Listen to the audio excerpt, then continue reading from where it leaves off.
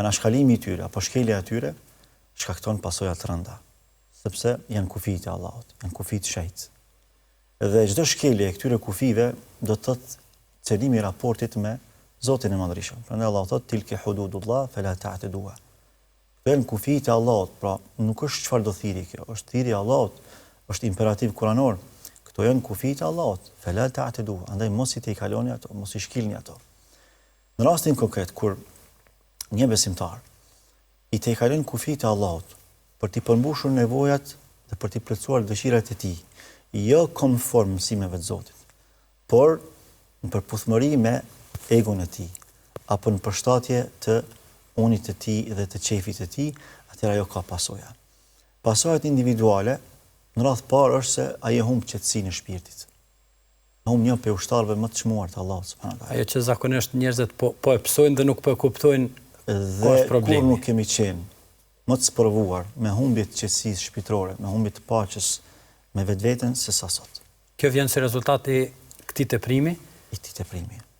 Shkeljes së kufive të Allahut subhanallahu. Nga se gjërat Allahu i ka krijuar që të jenë në përputhje, në ndërthurje dhe ndërlidhje mes njëra tjetrës dhe të gjejnë vendin e tyre. Ato flenë. Zoti i ka krijuar asoj që ato në momentin që praktikohen, ato flenë shpirt, flenë zemër. Prandaj Allahu subhanahu wa taala thotë: "Huwa alladhi anzala as-sakinata fi qulubil mu'minin." Kush e zbret qetësinë? Është Allahu. Nuk janë angazhimet tona. Këtë pasurinë e botës me investu, nuk mundesh me i garantu vetës qetësi. Kush garanton qetësi? Vetëm Allah. Po kush janë shkaqet?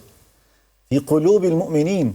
Ai zbret qetësinë në zemrat e besimtarëve. Pra fillimisht duhet të jesh besimtar, pastaj që të jesh besimtar që nuk kupton shumë gjëra, të jesh besimtar i Allahut sipas mësimeve të Allahut, besimtar i pejgamberëve të Allahut sipas mësimeve të Allahut, besimtar i qëllimit të jetës sipas mësimeve të Allahut e kështu me radhë.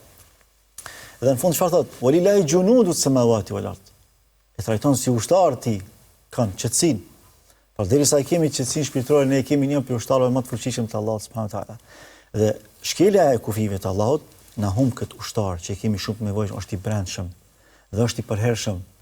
Ti krejt mirësitë materiale mi pas, nëse s'ke paqe me vetveten, ti s'mund të jesh rahat. Nuk mund ta ndjesh as kënaqësinë e uljes edhe e bisedimit me fëmijët e tu që janë pjesë e jotja. As me gruan tënde, as me rrethin, as me pasurinë materiale që ndoshta ke dhënë shumë mund për me pas në dorë tua, pse s'ki paqe me vetvete. Pastaj është humbja e kontrollit. Është një prej pasojave më të rënda individuale, kur e humb njeriu kontrollin. E humb. Si e humb?